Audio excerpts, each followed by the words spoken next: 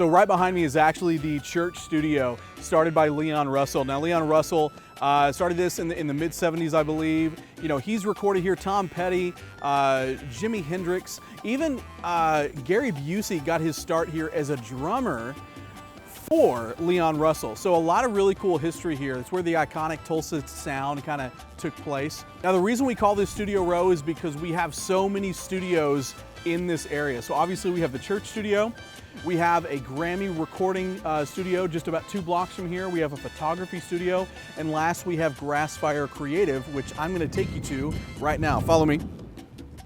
All right, now what I'm going to show you is a sneak peek of Grassfire Creative. We're not fully there. COVID kind of did a once over on the supply chain of a lot of things, so we're not fully furnished yet. We don't have everything in place, but it's enough to get excited about. So come with me. Right here, through this big garage door, it's actually gonna be a big glass, like storefront entrance. It's gonna look really nice. Come with me, we're gonna show you inside and let you meet some of the crew. Okay, so now we're inside Grassfire Creative. Now, this is the work den. It's where all the worker bees are. It's where we're making all that magic happen. But before we go there, I'm gonna show you the bathrooms because they're lit. They're awesome. Come with me. Now, of course, you have to have a shower. In any good studio, it has a shower. So we got our nice little shower here. So you can be working on the set, building everything, take a shower, client comes by, they think that you're just always smelling that nice. Okay, so good news is no one's in the bathroom right now. It's a little bit messy. Man, it's a lot of bit messy. But dude, just look at the tile. Tile's cool. The colors are cool. And it even smells nice. I mean, we don't mess around here at Grassfire. You know, electrical, mop closet, data, that's fun. But let me go teach you, let me go show you the people that make Grassfire happen. John's standing up, so he's gonna get called out first. Everybody, this is John Moss. John Moss is in charge of business development, live production, and all around just cool guy. Say hi. Hi guys. What's your favorite thing about Grassfire? The snacks. The snacks. We got good snacks. We are not sponsored by Sonoma Creamery, but we could be because we eat these cheddar crisps. About a bag a day. I mean, it's incredible. Like if we're all going at it, it's quick. Yeah, it goes through it. And then also, we're not sponsored by this company. Holy crap. So sparkling water, it's a big thing. This does not have artificial flavoring. This has real fruit in it. And it's delicious. This is such a commercial. We're just telling you, if you want to be a successful production company, this is what you need. You need good snacks. I mean, among like other things, good employees, equipment, space. But snacks are the most important thing. I mean, otherwise you would die. So yeah, that is my favorite part of Grassfire. No offense to it. None taken. All right, let me take you around. So we got this really cool live edge that was just installed. I'm loving this, natural finish. And let's see here. So Katie normally sits here. Katie's a graphic designer. This is Stephanie. Stephanie is a animator, but we can't show you what she's working on. It's a huge secret. Oh, she like locked her screen because we're not allowed to see what she's working on, but it's gonna be cool. Now this is Brandon. Now Brandon's light says busy, so we're not gonna bug Brandon, okay, but he is back there, I promise. Brandon does 3D, he does animation. He's a cool cat, and I can't even fathom what he does and how he does it. There's Katie. Everybody say hi, Katie. All right, Tony's usually back here. Tony's in charge of web, graphic design, stuff like that. We got Bryce. Bryce is on my team, so he's a part of video production, and he is the official production manager. So if you have a production that needs to be managed, you need to talk to Bryce, because he's going to manage that thing. That's right. We'll make it happen. That's right. We'll make it happen. All right, let's see if there's a meeting going on. There might be. I don't know. No, yeah, you can close it. That's Tony. They're having a meeting, but we can't go in there. It'll be distracting. All right, come with me. I'll show you the rest. Okay, first thing is Studio C, which is not built out yet. Studio C is a recording studio. So right here, Studio C, we have the tracking room. So this is where the engineer, the studio monitors, the mixer, all that lives. And then you have the actual, you know what, I said tracking, that's control room. This is tracking. So this is where your vocalist, your guitarist, you know, who's ever laying down the the noise that you're recording, that's where they're gonna be. Obviously, we're gonna have rugs in here. We're gonna have all different kinds of really cool sound isolation foam and different things like that. And then we have Studio B right here. Studio B is one of my favorite rooms because it has this brick wall that is authentic to the building, which is over 100 years old, which I absolutely love this room. It's a little bit small, but it does podcasts and other small productions really, really well. So now I will show you Studio A, which is much bigger. But you know what? Before we go to Studio A, let's take a look at storage. I love storage. I love organization. I love to be like, oh, I need this piece and know where to find it. So we built this. So this is my lair.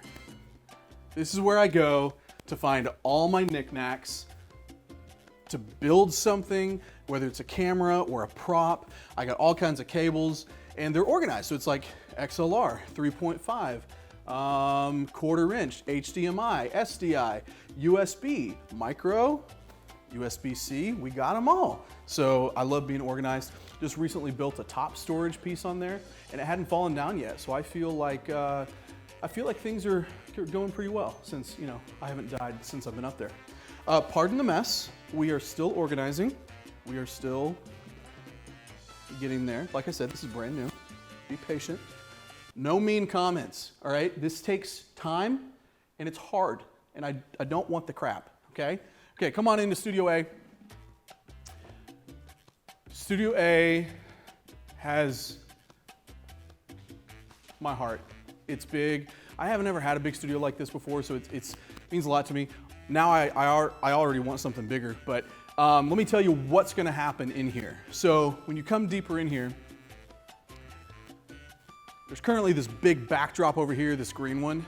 Eventually that whole corner is gonna be a big green cyc wall, which will allow us to do some cool stuff. So that'll go from like here to here. That'll all be green cyc.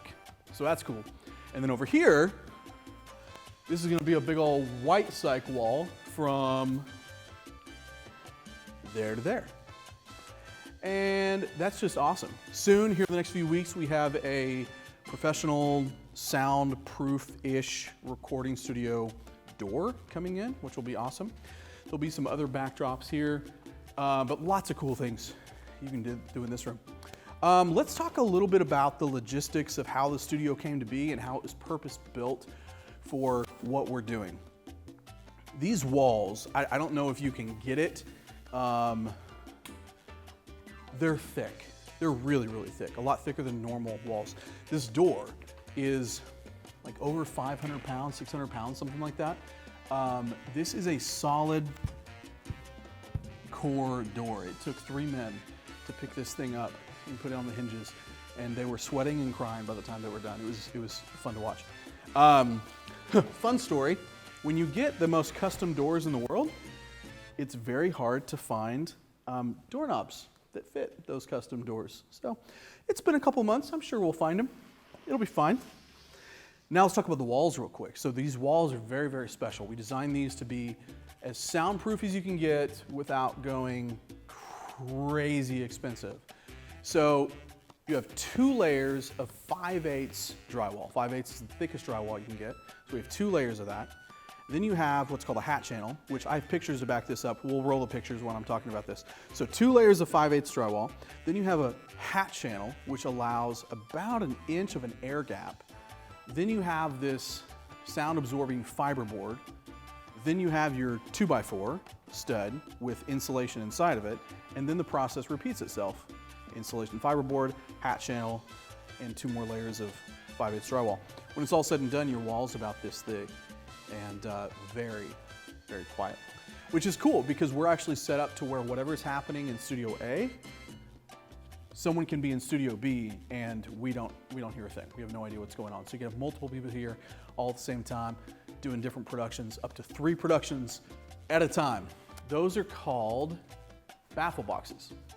And I actually got to design those. And basically what happens is the air goes in and then is forced to make these zigzag patterns throughout the box. So we forcibly design the air to move around.